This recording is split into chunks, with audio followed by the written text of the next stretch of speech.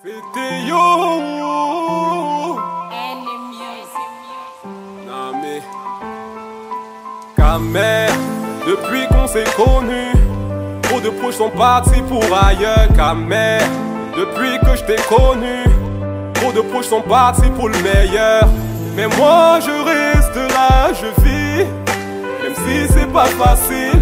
Et notre histoire d'amour est clean, le meilleur et le pire. Bengue Bakala est ça la solution.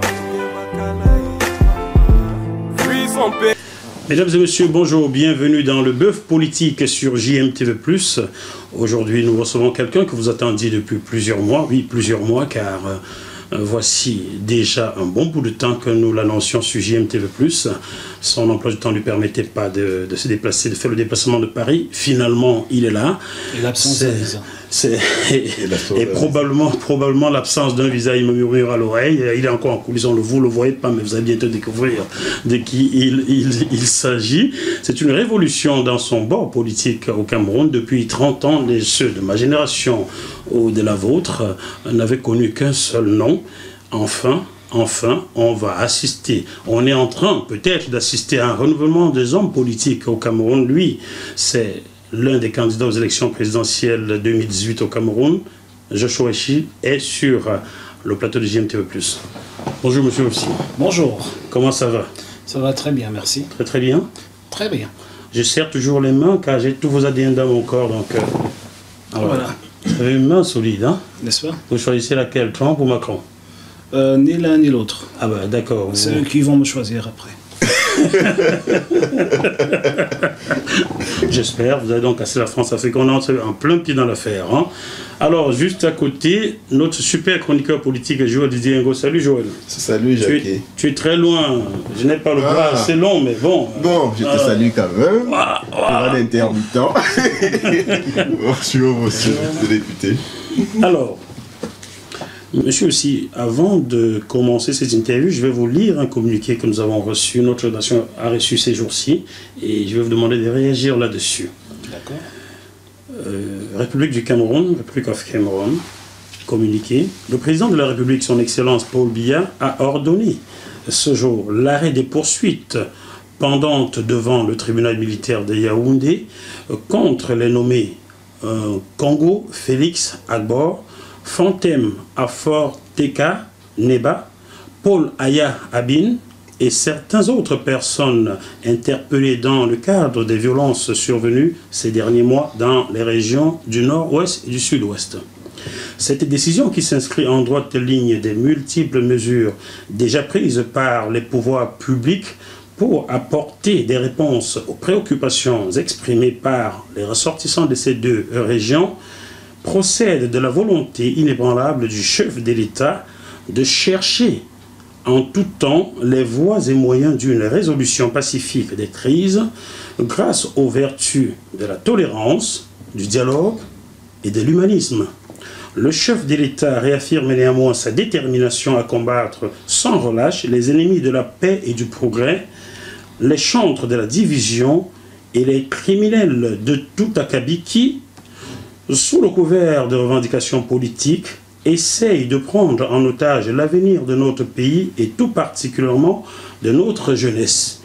Ils répondront de leurs actes devant la justice. Le président de la République félicite les forces de défense de la sécurité pour leur sens du devoir et exhorte les Camerounaises et les Camerounais à travailler ensemble pour le Cameroun, pour que le Cameroun demeure une terre de paix, de stabilité, de concorde et de progrès. Fait à Yaoundé le 30 août 2017, le ministre secrétaire général de la présidence de la République, Ferdinand Ngongo. Est-ce que ces personnes ont été effectivement mises en liberté, remises en liberté? Alors, les trois non cités ont été effectivement mis en liberté. Tous ceux qui les accompagnaient, pour cela, il y a encore une grande partie qui reste en prison. Je crois qu'ils avaient libéré une dizaine, un peu plus peut-être. Mais ce qui m'intéresse, ce n'est pas le premier paragraphe par rapport à la libération qui est connu de tous, c'est plutôt ce qui suit. C'est-à-dire, en fait, on essaye de faire croire aux Camerounais que le président de la République comprend quel est le problème dans le sud-ouest et nord-ouest, mais une année plus tard, il n'apporte toujours pas de solution. Toujours pas de solution. Vous voulez par là dire qu'il n'y a pas eu de dialogue jusqu'ici? Il y a eu un dialogue qui s'est soldé en l'emprisonnement de ces gens. Donc le dialogue, c'était avec Félix Abokongo, c'était avec les syndicalistes. Le dialogue a eu lieu. Mais c'était quoi l'issue de ce dialogue? La prison. Et depuis leur libération, il n'y a pas eu de dialogue. Écoutez, il n'y a pas eu de dialogue. Ce qu'il y a, c'est en ce moment, c'est une guerre civile qui ne dit pas son nom. Et donc, ce qui se passe en ce moment dans le sud-ouest et le nord-ouest est un aveu d'échec de la politique de M. Biya et est aussi, je dirais, le résultat de l'absence de leadership dont souffre le Cameroun et l'absence de gouvernance, tout simplement, parce qu'on n'est même plus dans un cas d'espèce de mauvaise gouvernance, il y a carrément plus de gouvernance, on ne sait plus qui dit quoi, ni comment, et puis le résultat, c'est que malheureusement, des Camerounais perdent la vie tous les jours des deux côtés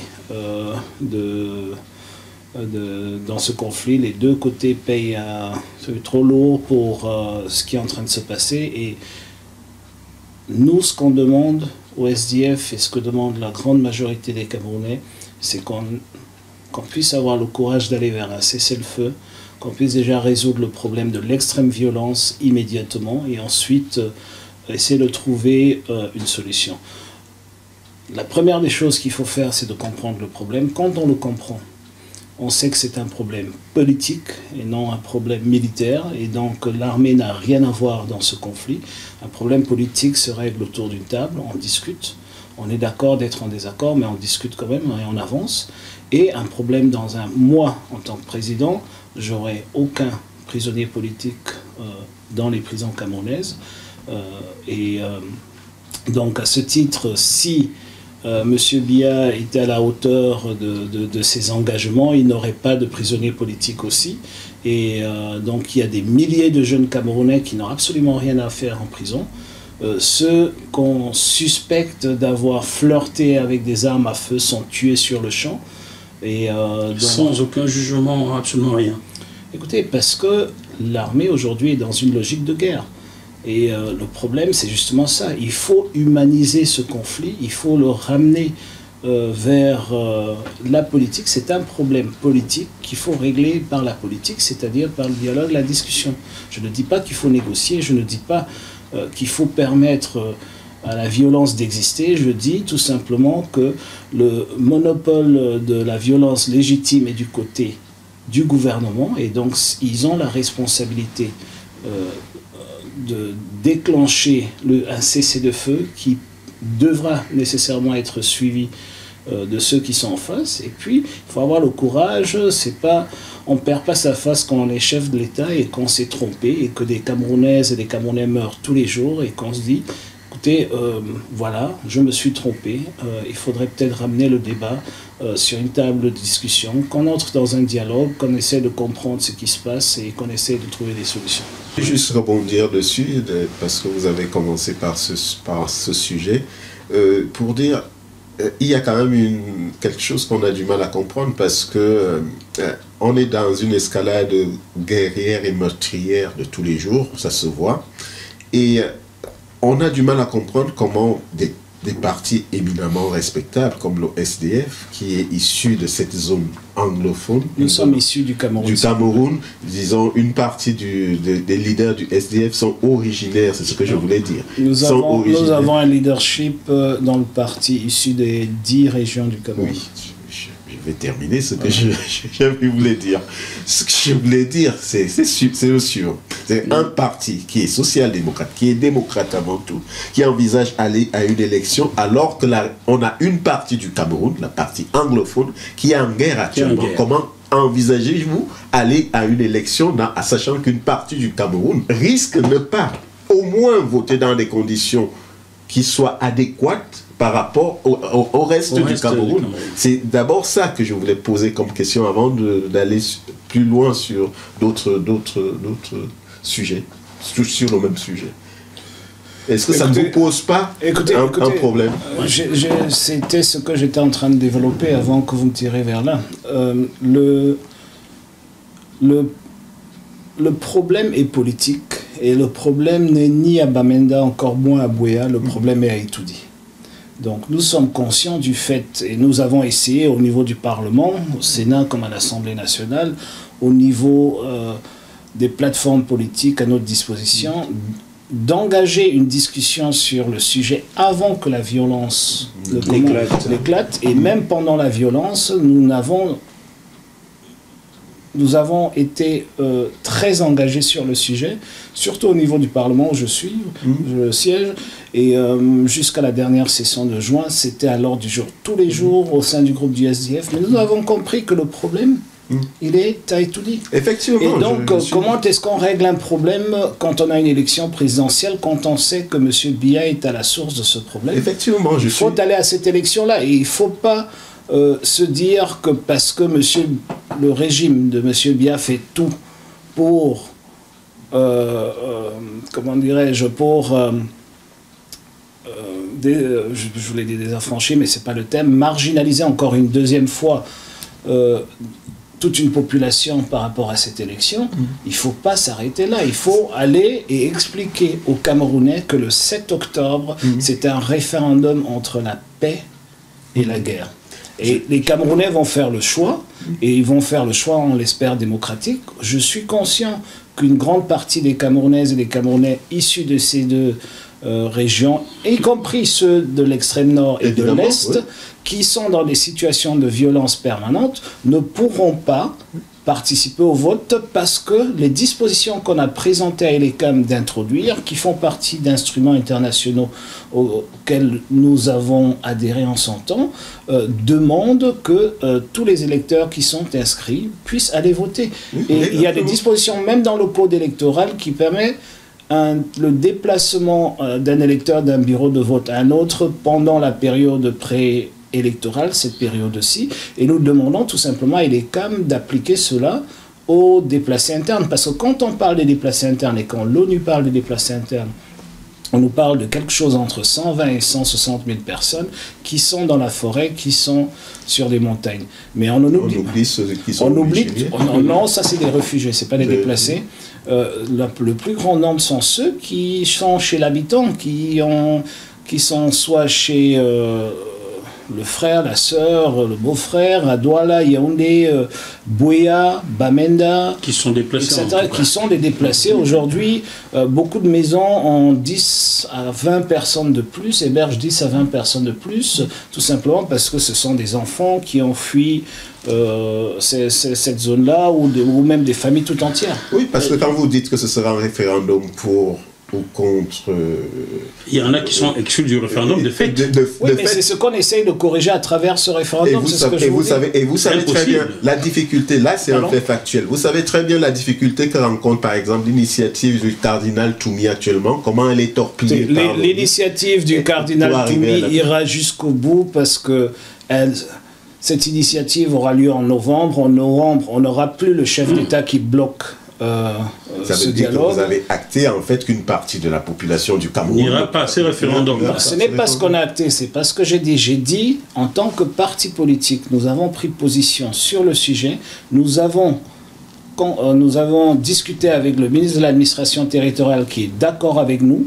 On a été reçus par la communauté internationale, donc les chancelleries présentes à Yaoundé. On a discuté du sujet, y compris celle des casernes, des bureaux de vote dans les casernes militaires et autres. Ils sont d'accord avec nous. Ensuite, nous avons posé le problème sur la table d'ELECAM qui nous a dit qu'ils sont en train de voir comment ils peuvent régler ce problème. Nous n'allons pas bloquer la fin d'une dictature, tout simplement parce que cette dictature met en place des artifices pour qu'il n'y ait pas d'élection. Nous irons jusqu'au bout de notre logique de victoire électorale. Nous comprenons que c'est des moments compliqués, des moments difficiles, mais nous comprenons surtout une chose, c'est que ces moments difficiles et compliqués profitent à une seule personne, c'est M. Biya. Et donc, il faut absolument, aujourd'hui, aller jusqu'au bout de cette logique électorale. Il faut que le reste des Camerounais qui peuvent voter, qu'ils aient une petite pensée pour ceux qui ne peuvent pas et qui pensent surtout à qui est-ce qui a fait en sorte que ces Camerounais ne peuvent pas voter. Et c'est pour ça que j'appelle ça un référendum pour la paix, qu'ils aillent voter massivement pour cette paix-là. Et ensuite, le 8 octobre, on mettra en place toutes les dispositions nécessaires pour retrouver cette paix et s'assurer que lors des élections législatives et municipales, tous ceux qui n'ont pas pu voter du fait de cette violence puissent voter. Je vais prendre Joël. Vous êtes donc le candidat du SDF à ces élections présidentielles, chose que beaucoup de jeunes Camerounais n'avaient pas vu venir. Ils étaient habitués à entendre le nom de John Frondi. Mais beaucoup d'entre eux se posent cette question, est-ce que votre formation politique est encore crédible aujourd'hui? Écoutez, si elle n'était pas crédible, vous ne m'aurez pas invité. Et vous m'avez invité avec tout ce qui entoure une invitation très honorable. Donc je ne serais pas ici aujourd'hui si je représentais une formation politique lambda. Nous sommes la seule formation politique présente sur le terrain, présente dans les 360 communes du Cameroun. Nous sommes la seule formation politique avec un bilan politique positif. Nous sommes les seuls positifs, bien sûr. Qu'est-ce que vous avez posé comme acte positif ces dernières années au Cameroun? Ben, il n'y a pas... Il y a juste quelques jours en arrière, par exemple, on a réussi à faire déloger les bureaux de vote des chefferies et des casernes militaires, faire pousser les cams pour qu'ils le fassent. Donc on a des faits d'armes. Le simple fait qu'aujourd'hui, monsieur Mafo, vous pouvez mettre à travers les ondes, à travers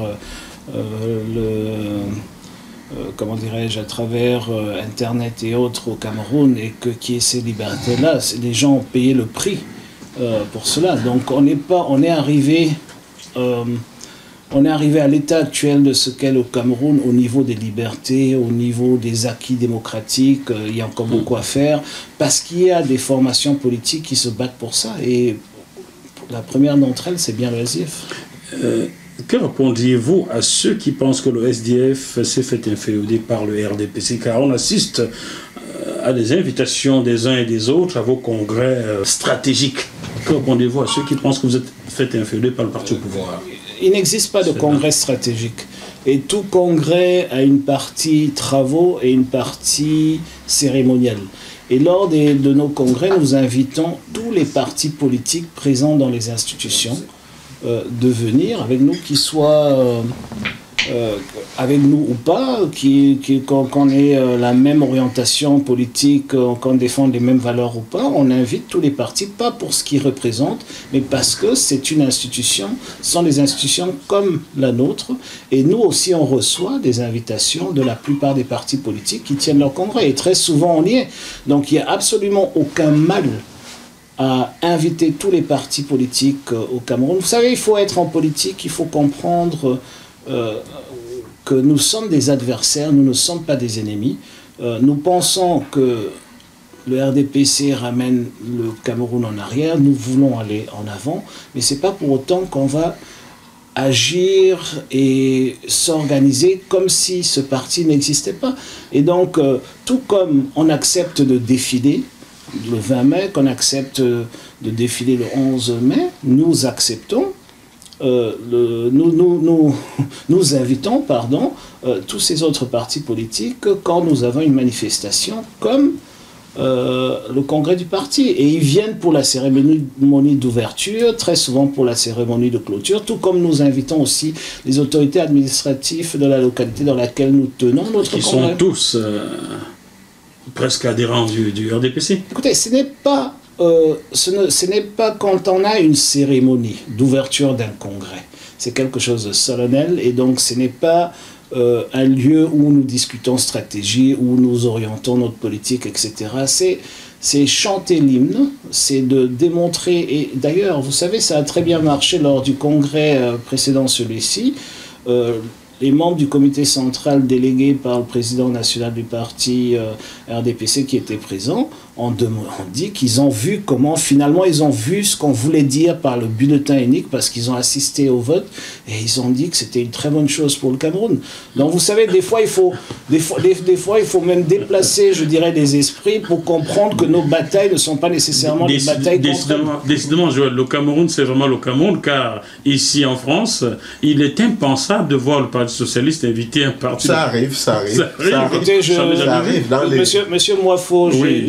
Je crois que j'ai assisté à au moins 5 congrès du Parti socialiste français et à chaque fois, les autres partis politiques, ça n'est pas seulement limité aux partis politiques français, mais aux partis politiques d'autres pays, surtout oui, d'autres pays, mais du même bord. Je vais pour être plus explicite là-dessus, par rapport à ce que dit Jacques Moifo, c'est pas être désobligeant par rapport à un parti progressiste comme le SDF qui a une renommée déjà établie et au-delà du Cameroun d'ailleurs. La question que vous voulez poser, Jacques Moifo, c'est est-ce que en ne donnant l'impression de collusion entre guillemets avec un régime, un parti comme celui, moi je dis au RDPC, un parti État, dans l'héritage du parti unique, est-ce qu'en donnant l'impression que les Grégoire Orona, par exemple, pour le citer, il était dans votre congrès, oui. Ce n'est pas une vitrine de respectabilité démocratique qu'on donne par rapport à l'étranger, sachant très bien que nous ne sommes pas exactement au Cameroun dans ce qu'on nous décrit comme une démocratie apaisée. C'est en fait ça que vous voulez... Effectivement. Si je traduis bien, effectivement, c'est pas vous faire un procès en collusion, écoutez, entre guillemets aussi. Écoutez, je pense que si on voulait être dans une situation de collusion, nous serons dans un gouvernement d'union nationale depuis plusieurs années. Si on voulait être dans une situation de collusion, on aurait accepté qu'un membre du SDF soit nommé à quelque endroit que ce soit au Sénat ou dans un conseil d'administration ou même à la direction d'une grande entreprise publique ou semi-publique au Cameroun. Si on était en collusion, on aurait pu dire qu'il peut y avoir des arrangements électoraux avec le RDPC. Mais là, il s'agit d'un événement, c'est le congrès du SDF. On demande au secrétaire général d'inviter tous les partis présents dans les institutions. Tous ces partis sont invités. Les partis et des personnalités d'ailleurs de tous bords.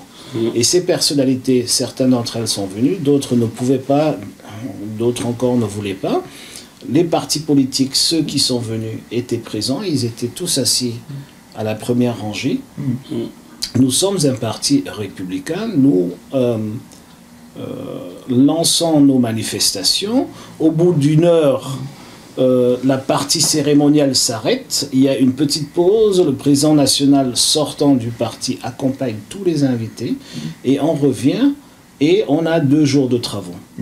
Alors maintenant, si vous pensez que le fait de lancer des invitations à tous les partis politiques présents au Cameroun, et surtout si vous pensez que le fait... 400 partis politiques non, présents dans les institutions au Cameroun. Et on a choisi ce modèle-là parce que sinon on n'aurait pas assez de place dans la salle. Voyez-vous, il y a 2600 délégués qui viennent de tout le Cameroun. Si en plus il faut la place pour 300 présidents, et les présidents, tous les partis, on respecte tous les présidents. Il y en a même dans les chambres, tellement il y a des partis au Cameroun. Non, c'est pas ça le débat. Le débat, en fait, ce que j'essaie de dire, c'est qu'on ne peut pas mettre un président à la 2e rangée lors d'un congrès, mettre un autre à la 1re rangée parce qu'ils sont tous présidents et donc ça complique les choses. Et je crois que c'est pour cela qu'on avait décidé la formule d'inviter tous ceux avec qui nous travaillons dans les institutions, parce que vous le voulez ou pas, nous sommes dans des mairies où il y a des conseillers municipaux. On a la mairie et il y a des conseillers municipaux du RDPC et vice-versa. Il y a des mairies gagnées par le RDPC dans lesquelles il y a des conseillers municipaux du SDF. Et donc, c'est dans cet esprit institutionnel que tous ces partis-là sont invités. Et le congrès commence après leur départ. Donc, ils passent 1 heure de temps maximum, le temps de chanter l'hymne national, le temps qu'ils respectent l'hymne du parti, le temps qu'il y ait les discours de bienvenue. Et ensuite... ils laissent la place aux congressistes de dérouler leur congrès. Donc, je ne vois pas le mal qu'il y a en cela. Mais ce que j'aimerais juste dire, oui, et qui est important, c'est que le SDF a fait une introspection, le comité exécutif national a fait une introspection en 2007 sur les résultats des élections locales, c'est-à-dire législatives et municipales cette année-là.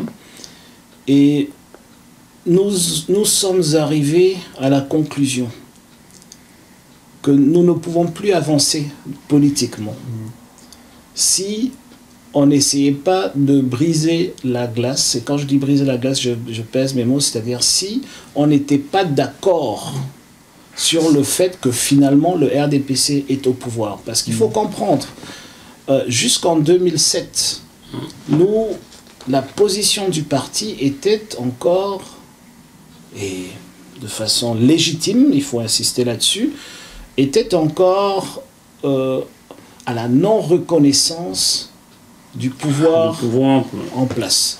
Et j'y arrive. Et c'est pour cela que vous voyez ce qui s'est passé en 99 s'est passé. Et donc, nous, on a fait une introspection, on a travaillé sur le sujet pendant 3 jours. On avait le choix. Soit on bloquait le pays, soit on décidait de changer l'article 3 de nos statuts qui nous interdisent de prendre les armes, soit on arrivait... Vous interdisez de prendre les armes, donc vous pouvez désormais prendre les armes, si je comprends bien. Non, je dis soit, on avait le choix. Et quel choix vous faites? Je n'ai même pas encore fini. Laissez-moi d'abord dérouler les choix qu'on avait. Si je vous relance là-dessus, après on oublie. Non, non, mais je sais que ça vous intéresse, mais rassurez-vous, je suis un pacifiste. Nos téléspectateurs. Oui, je sais, ça vous intéresse qu'on parle d'armes avec grosse pédale, mais moi je suis un pacifiste, donc laissez-moi juste finir. Donc le troisième choix était celui d'avoir une posture républicaine. Une posture républicaine, ça voulait dire quoi? Ça voulait dire qu'il fallait non seulement qu'on accepte qu'il y a eu un hold-up électoral ou un coup d'État électoral en 92 sur lequel malheureusement on ne peut plus revenir, mais il fallait aller de l'avant et il fallait des avancées considérables sur le processus électoral, et ces avancées n'arrivaient pas parce que peut-être ceux qui sont en face n'arrivent même pas à comprendre ce qu'on dit, parce qu'ils sont issus du moule du parti unique. Donc il faut leur expliquer ce qu'on veut, parce que ce qu'on veut est aussi bien pour eux. Et donc en 2007, on prend cette position-là et on commence un travail de fond, ce qui culmine en la rencontre entre les présidents des 2 partis politiques majeurs du Cameroun, RDPC et SDF, le président de la République et le chef de l'opposition camerounaise. Et c'était la première fois que les 2 se rencontraient en 18 ans. Je veux dire, les 2 l'ont dit. À Bamenda, tout à fait. Donc c'était la première fois que les 2 se rencontraient en 18 ans. Ils ont promis de mettre sur pied un cadre permanent de toute la classe politique pour qu'il y ait une discussion pour l'avancée du processus démocratique. Malheureusement, ce cadre n'a jamais été mis en place, mais nous sommes restés dans cette rien n'est jamais mis en place dans votre pays, hein. Même la nouvelle constitution, la décentralisation. Donc malheureusement, ça n'a jamais été mis en place. Ce que je suis en train de dire, c'est que nous avons pris cette posture-là, nous avons avancé. Et ce que j'essaie de vous faire comprendre, c'est que de 2007 à 2012, nous avons eu des avancées que peut-être on n'avait pas eu en 18 ans. C'est-à-dire que nous avons eu le code électoral qu'il faut parfaire. Donc on est passé de ONEL 1, 2 à ELECAM 1 et 2. On a eu le code électoral. On a eu surtout le premier point qui était dans nos recommandations. Et d'ailleurs, il faut le dire, à 2007, quand on sort avec 11 points essentiels qui peuvent nous permettre d'avoir des élections crédible en 2011. Alors, pendant qu'on avance et pendant que nous, on a structuré ce combat, on a dit qu'on s'occupe plus d'une offre politique progressiste et prospective, on va s'occuper que du processus électoral. J'ai été chargé par le comité exécutif national avec quelques camarades, Feu Maître Mbami de regretter mémoire, l'honorable Nietzsche, à Douala, qu'on essaye de rencontrer un maximum de partis politiques et d'associations de la société civile, d'organisations de la société civile, pour mettre sur pied un plaidoyer commun. Ce que nous avons fait, on a eu la signature et l'engagement de 35 partis politiques, la plupart de premier plan. Et l'engagement, c'était qu'on ne pouvait pas accepter qu'il y ait des élections. Et ça, c'est en 2000... C'est pas 2010 par hasard 2008, 2010, 2009, on dit qu'il n'y aura pas d'élection tant qu'on ne retouche pas et qu'il n'y ait pas la refonte de la Constitution. Non, la refonte de la liste électorale, etc. Pendant qu'on avance vers 2011, et tout ce qu'on faisait depuis 2007, c'était pour... À l'horizon 2011. À l'horizon 2011, les autres partis politiques qui étaient avec nous nous ont lâchés. Lesquels? Nous aimons bien les noms, sujet un petit peu plus. Hein. Écoutez, vous aimez les noms, vous ne les aurez pas aujourd'hui. Je ne suis pas là pour accuser, je suis là pour raconter. Donc, pour vous expliquer ce qui s'est passé. Et donc, finalement, le SDF a quand même décidé d'aller à cette élection, tout en sachant qu'en allant à cette élection, les chances ne seront pas très grandes, malheureusement, vu que rien n'avait changé. Mais on veut utiliser ça comme un piédestal, comme une plateforme pour pousser encore cet agenda plus loin pour le code électoral, pour la refonte de la liste électorale, etc. Et c'est ce que nous avons obtenu en 2012. Et je pense qu'aujourd'hui, en 2018, les Camerounais auront la première élection qui ressemble à une élection depuis 1992, parce que c'est la première fois que nous utilisons, pour une élection présidentielle, le fichier électoral issu, le nouveau fichier électoral avec ce que j'appelle la biométrie, parce que...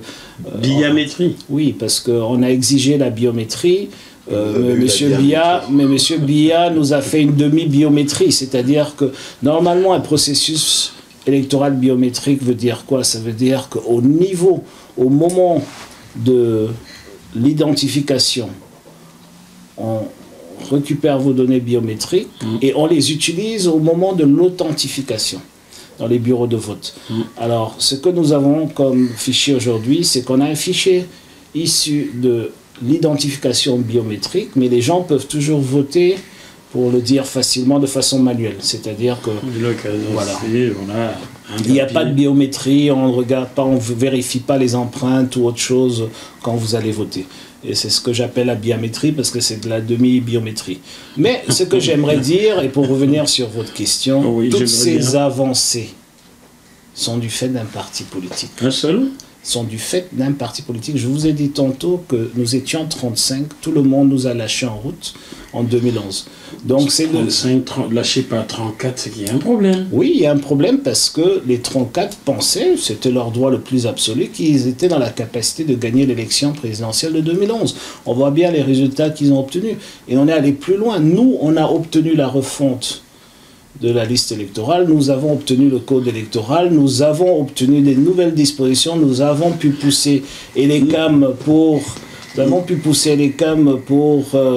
changer le conseil électoral qui était inféodé à 100% par des anciens, si on veut, des cadres du RDPC. Et donc ce sont des faits d'armes. Vous êtes très bon communicant. Vous aimez le poisson? J'aime le poisson, oui. Mais n'essayez pas le noyer avec moi. C'est pas ce que j'essaye de faire. Bon, je vais rebondir là-dessus, sans évidemment, comme je l'ai dit tantôt, remettre en question le caractère républicain et même démocratique du SDF. Certains d'entre nous venons de cet héritage en France, socialiste ou progressiste. Mais ce qu'on veut vous faire, où on veut attirer votre attention, vous nous parlez de biométrie qui sont des petits pas, des avances, de formes d'avance en petits pas. Dernièrement encore, on voyait l'honorable Nietzsche, qui n'est pas loin d'ici, se plaindre parce que le sous-préfet ou le préfet de Douala s'était opposé à la manifestation du SDF. Par rapport au fameux vote dans les casernes, que vous avez gagné, je vous le concède. Mais en toute objectivité, Président aussi, lorsque vous voyez le contexte politique aujourd'hui au Cameroun, y compris le processus électoral, vous nous parlez de l'ECAM 1, et l'ECAM 2 et l'ECAM 3. Lorsque vous regardez la composition de l'ECAM, pensez-vous en toute objectivité que, y compris avec la biométrie, un candidat issu de l'opposition, et j'espère du SDF, peut arriver abattre ce régime du RDPC dans les urnes. Je vais compléter en disant, qu'est-ce qui vous donne la garantie que vous pourriez être élu dans un tel système? Écoutez, il n'y a aucune garantie d'être élu nulle part dans le monde. Donc, s'il y avait des garanties d'être élu, on n'irait même pas aux élections. Qu'est-ce qui vous donne de croire que vous avez des chances dans ce cas? Ben voilà, c'est mieux posé comme question.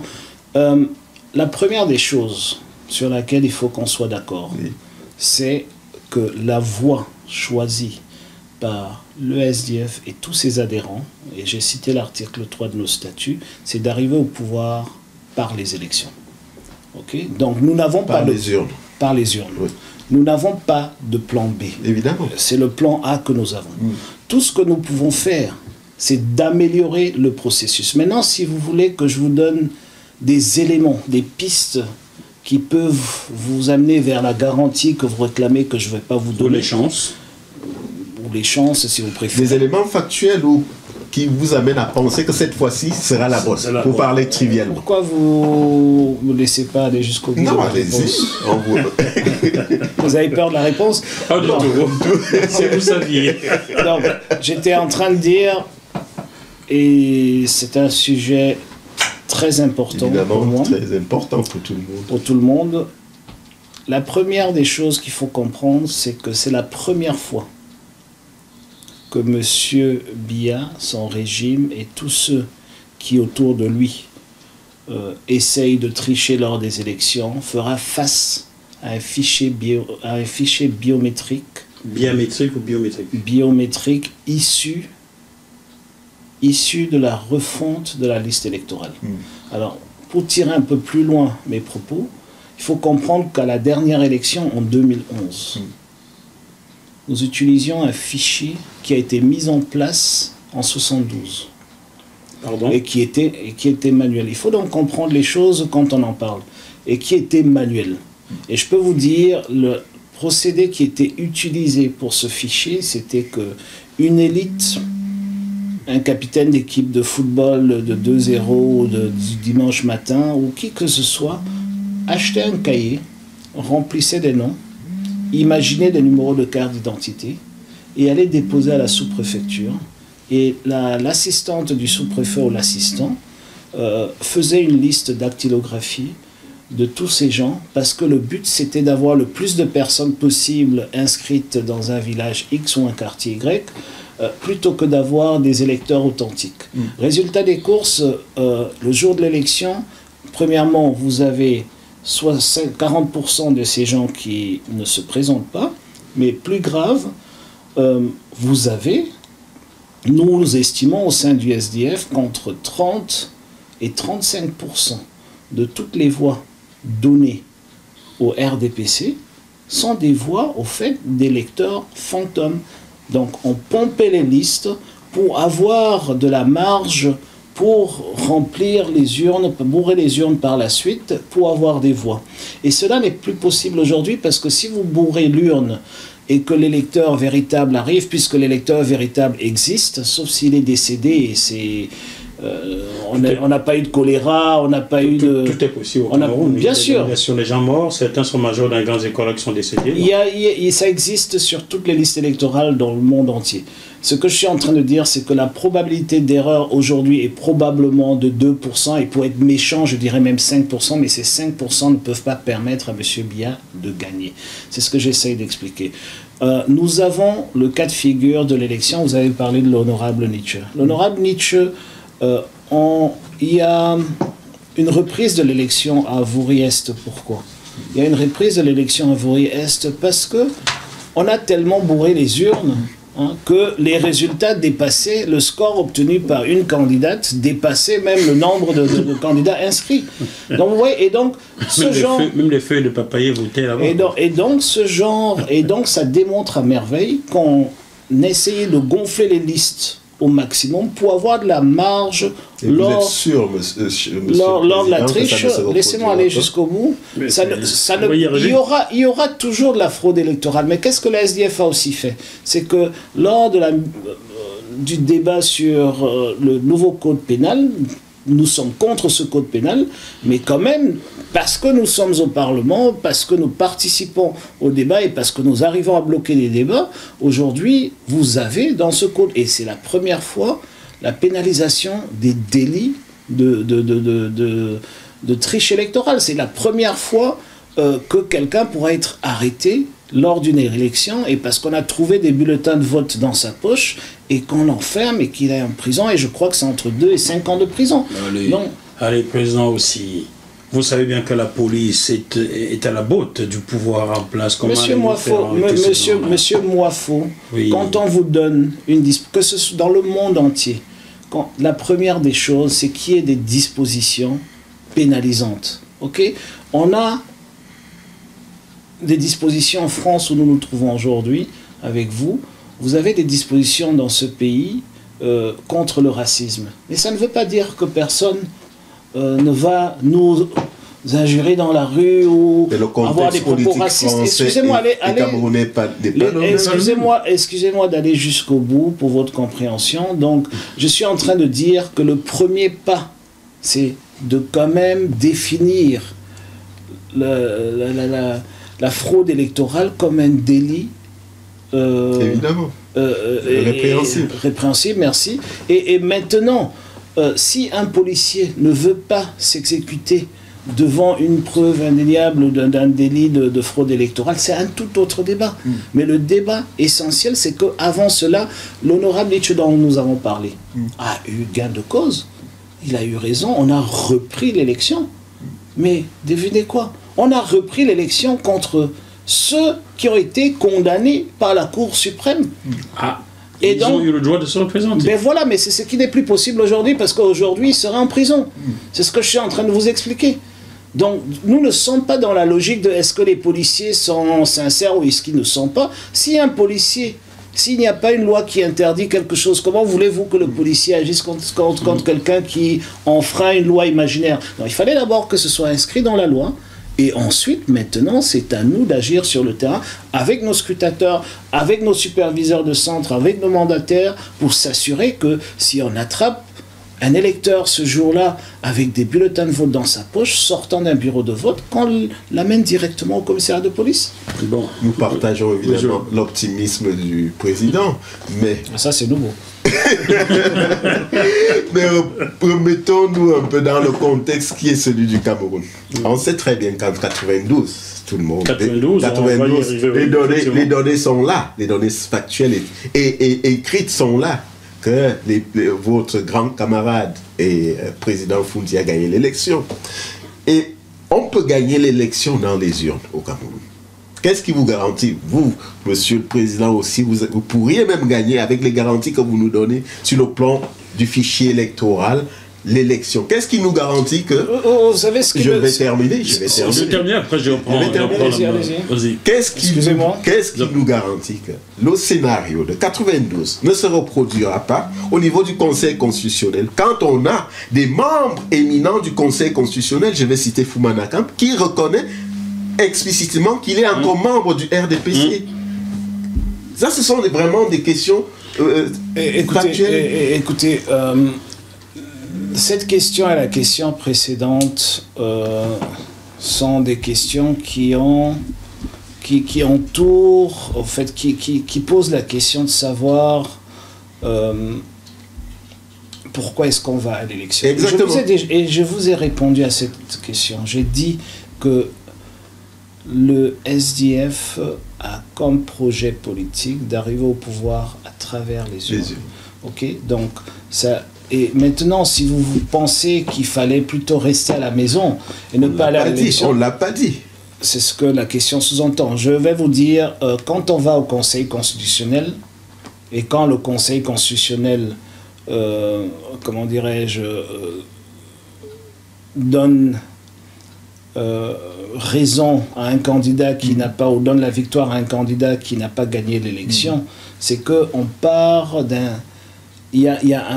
On ne retourne pas une élection gagnée sur le terrain. Même si le Conseil constitutionnel est composé de la famille proche du président sortant.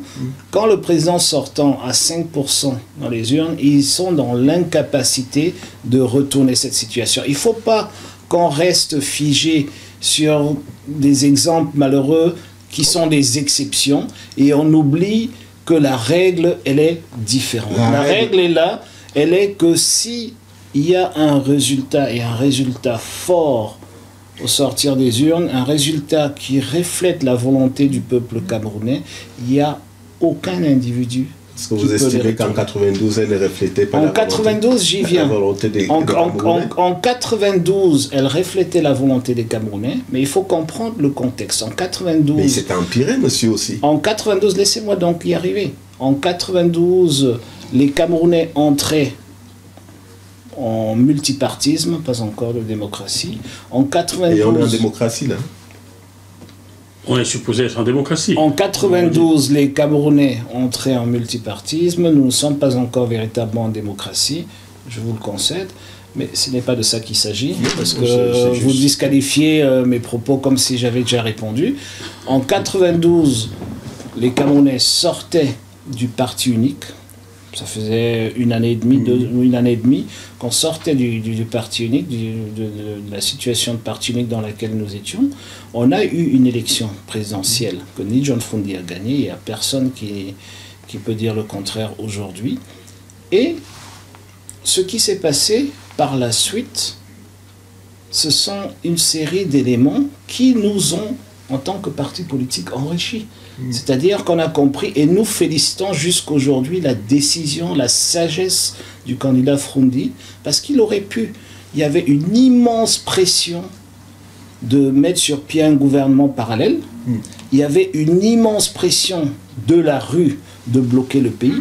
Il y avait une autre immense pression, et même des moyens, d'entrer en guerre civile. Et il a réfléchi sur le sujet, et il a compris qu'on l'amenait dans la mauvaise direction, et il est ressorti de son salon et il a dit qu'il ne deviendra pas le président du Cameroun sur le sang des Camerounais. Ce que nous saluons et que nous apprécions. Et donc j'aimerais dire que pendant toute cette période, il y a des choses qui se sont passées, qui nous ont enrichis, et c'est l'expérience dont nous réclamons aujourd'hui pour dire que ça ne peut pas arriver une deuxième fois. Parce que nous savons exactement comment ça a été mis en place, nous savons exactement qui sont les acteurs qui étaient impliqués dans ce hold-up électoral-là. Je ne parle pas de ceux du RDPC, c'est tout un parti, mais je parle de ceux qu'on croyait être proches de nous, etc. Et puis surtout, il y a le contexte qui a changé. Okay? Parce que quand on a posé la question, par exemple, aux autorités françaises à Paris, qu'est-ce qui s'est passé? Maintenant, ça fait... à l'époque, ça faisait 25 ans. Vous pouvez quand même nous dire, avant de déclassifier, qu'est-ce qui s'est passé? Ils nous ont dit, sans embâche, que ce qui s'était passé, c'est que l'ambassadeur de l'époque envoyait des rapports erronés. Et vous estimez, si c'est vrai ou pas, nous sommes à Paris, si c'est vrai ou pas, je ne suis pas là pour le justifier, mais je suis en train, ce que j'essaye de relever, c'est que en 92, les canaux d'information, les gens qui étaient à Mulundu, à Kuseri, à Nkambe, etc., ne pouvaient pas être informés de façon instantanée comme aujourd'hui. Et en 92, malheureusement, le Cameroun n'existait pas sur la carte du monde, qu'on le veuille ou pas. On a fait une merveilleuse Coupe du Monde en 90, ce qui a permis, qui a sauvé le régime Biya, avec le but qui a sauvé le régime Biya ? Bien sûr, les villes mortes se sont arrêtées le 9 juin 90 avec le but de Mambik. Donc, j'ai une leçon de cloche, un ancien de la maison de l'Union nationale. D'ailleurs, le responsable de la communication, Samuel Banjoum, m'a tenu un autre propos là tout récemment. C'est parce que lors de la tripartite, vous aviez échoué, vous aviez oublié de faire diffuser en direct cette discussion. D'ailleurs, John Fundi s'était retiré en ayant compris que ça n'irait pas loin. Donc, c'est pas le but de Mambi qui a fait quoi que ce soit, c'est l'échec de la tripartite. Des fois, vous mélangez tout et n'importe quoi. Je suis en train de vous dire que les rues, le 10 juin, les Camerounais se sont occupés à la suite 10 juin 1990. De la suite de la Coupe du Monde. Vous êtes en train de parler de la tripartite. Alors, je vais vous dire tout de suite, monsieur, si vous vous trompez, parce que l'été, j'ai dit l'été, les vacances 2011, les villes mortes existaient encore. Pour que je me rende à Bafoussam, il a fallu que je respecte bien le vendredi minuit et que je reparte à Bafoussam avant minuit le dimanche. Je suis en train... Je me répète, vous parlez de 2011, peut-être 91. 91, pardon. Voilà. Je ne dis pas. Je dis que le pouvoir, comprenez-moi bien, ne mélangez pas, j'ai pas dit que le 10 juin, le 9 juin 1990, je n'ai pas dit que le 10 juin, tout le monde est allé, si vous voulez pas m'écouter, vous pouvez pas commenter mes réponses, voilà. J'ai pas dit que le 10 juin, tout le monde est allé au travail. Je vous ai dit que le 9 juin 90, après le but d'Omambik, la population camerounaise s'est tournée vers la Coupe du Monde. C'est ce que je suis en train de dire. Les villes mortes sont arrêtées. C'est peut-être un abus de langage. Moi, je vous dis non. C'est peut-être un abus de langage, mais ce que j'essaye de démontrer, c'est que cette Coupe du Monde a sauvé le régime Biya à ce moment. Le but d'Omambik a sauvé, et c'est ce que j'ai dit dès le départ. Chacun se fera son opinion. Donc revenons à ce que j'ai dit dès le départ, j'ai dit... Le but d'Omambik à la Coupe du Monde a sauvé le régime de M. Biya en 90. Maintenant, nous sommes en 92, on parlait de l'élection présidentielle, on est 18 mois plus tard, un peu moins, 15 mois, 14 mois plus tard, on parle de l'élection présidentielle, et ce que j'aimerais vraiment qu'on s'accorde dessus, c'est que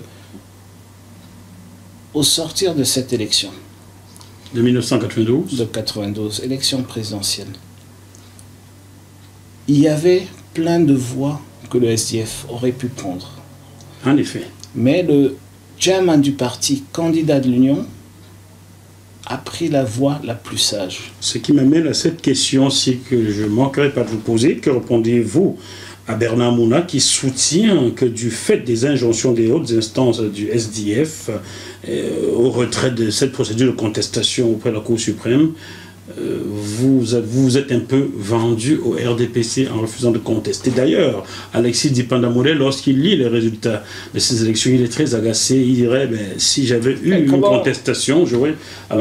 Monsieur Mafo, d'après votre question précédente, apparemment vous ne viviez plus au Cameroun à cette époque. Ah non, j'étais bien au Cameroun. Vous étiez en vacances à Bafoussam, donc je croyais que vous êtes venu de Paris. Les vacances étaient de Yaoundé pour Bafoussam. Donc j'étais bien au Cameroun. D'accord. Donc si vous étiez au Cameroun, vous devez savoir qu'au sortir de l'élection de 92, le SDF fêtait la victoire. Vous conviendrez bien avec moi que quand vous êtes dans une position de victoire et les chiffres vous donnent vainqueur, vous ne pouvez pas aller déposer un recours pour annuler votre propre victoire. Donc je suis en train de dire qu'il y a des témoins de cette période-là. Le but visé avec ce genre de déclaration, c'est de faire croire à l'opinion qu'on avait une sympathie ou une proximité avec le peuple combattant à l'époque. Mais ce n'est pas vrai. Monsieur Akeramona a eu ses propos. Moi, je crois qu'il a eu ses propos pour se situer dans l'histoire. Mais je vais vous dire quelque chose. Maintenant que j'ai dit que c'était lui, c'est un concurrent dans cette élection présidentielle. Et je ne me permets pas de venir à votre émission pour essayer de débattre ou d'utiliser mon temps d'antenne que vous m'avez si gracieusement offert, utiliser ce temps d'antenne pour parler de mes concurrents. Des concurrents, ce qui est formidable, car vous ne le faites pas très souvent. À cette élection, voilà, à cette élection, j'aimerais parler de ce que vous me posez autour de moi, de mon programme, de mon parti politique, et d'avancer avec ça. Donc j'ai juste, vraiment pour clore ce sujet, il n'y a personne. C'est moi qui dirige le débat. Pour clore, j'ai pas l'obligation de vous répondre si je veux pas. Bien sûr, pour clore ce sujet, j'aimerais que les Camerounais qui nous suivent comprennent de façon claire, on ne fait pas de recours lorsqu'on a gagné une élection. Voilà. Dans le même ordre, dans la même catégorie, quelqu'un de très proche du pouvoir à l'époque, je pense que c'est lui qui a passé 17 ans en prison, Titus Edouard allègue qu'au lendemain de ces élections, il s'était rendu à Bamenda rencontrer M. John Fondi avec quelque chose dans les mains. Écoutez, ce sont des allégations dont je ne suis pas au courant, donc je ne peux pas les commenter. Oui, je le dis. Oui, pour rebondir et pour qu'on ne s'y méprenne pas, on ne vous fait aucun procès, Monsieur le Président aussi. Ce qu'on essaie de comprendre, c'est comment un parti, comme je l'ai dit, de l'Internationale socialiste, peut se mouvoir aussi facilement en devenant presque l'allié objectif dans un système dont tout le monde sait qu'il est bloqué, verrouillé, et qu'il n'a jamais été aussi bloqué et verrouillé. Évidemment, vous pouvez être... Laissez-moi terminer mon raisonnement, s'il vous plaît. Et que vous pouvez être objectivement optimiste, puisque vous êtes candidat, vous vous présentez. Je pense que vous ne vous présenteriez pas si vous n'aviez pas des garanties que vous pouvez gagner l'élection. Je vous le concède. Mais nous, lorsque nous regardons le contexte du Cameroun aujourd'hui, nous ne pouvons pas, en toute objectivité, dire à ceux qui nous suivent que nous avons affaire à une élection qui sera une élection, je dirais simplement une élection fiable. Bon, écoutez-moi, moi je suis désolé, pourquoi vous m'avez invité à votre programme alors? Ben, si c'était ces questions, pour vous poser ces questions, si elles vous dérangent, évidemment, la question ne me dérange pas, mais vous m'avez invité parce qu'il y a une élection présidentielle. Et parce que vous êtes candidat. Et parce que je suis candidat à cette élection. Donc si je suis candidat à cette élection, c'est pas pour accompagner d'autres, c'est pour la gagner. Mais vous nous autorisez aussi à vous poser des questions sur la régularité de cette élection et sur les éléments de garantie de fiabilité de cette élection. Et je comprends malheureusement pour moi, je comprends pourquoi vous n'êtes nullement intéressé à savoir ce que je ferai pour les Camerounais, parce qu'aujourd'hui... nous y arrivons là, ne vous inquiétez pas. Écoutez, ça fait un moment qu'on tourne autour du pot. Excusez-moi, vous ne me posez pas des questions sur ce que je vais faire pour les Camerounais en tant que président de la République, parce que vous êtes coincé dans une logique... Laissez-moi aller jusqu'au bout. Vous êtes coincé dans une logique qui est la vôtre, parce que probablement vous êtes trop loin des réalités camerounaises. Pas du tout, monsieur. Vous m'avez posé la question une fois, je vous ai dit que cette élection, je la gagne. Vous m'avez posé la question la deuxième fois, j'ai dit que cette élection, on n'y participe parce qu'on va la gagner. Vous revenez la troisième fois, vous voulez que je vous dise quoi d'autre? Si vous n'acceptez pas qu'on vous pose des questions sur un contexte électoral, dites-nous aussi, vous allez vous présenter à une élection, monsieur le Président. Tout à l'heure, vous m'avez demandé de vous laisser poser la question, maintenant laissez-moi aussi vous répondre, même si ma réponse est désagréable. Pas du tout. Je ne suis pas candidat. C'est pas le but recherché. Je vous dis que l'élection présidentielle au Cameroun ne sera ni propre, ni entièrement transparente, mais nous avons rendu le processus électoral acceptable si tous les Camerounais sortent pour voter. Voilà. Donc ne venez pas me dire ce que vous ne comprenez pas. Posez-moi des questions, quand je vous donne une réponse, construisez la prochaine question sur la base de la première réponse que je vous donne. Vous ne m'obligerez pas à vous poser la question que vous voulez entendre. Joël, nous allons poursuivre.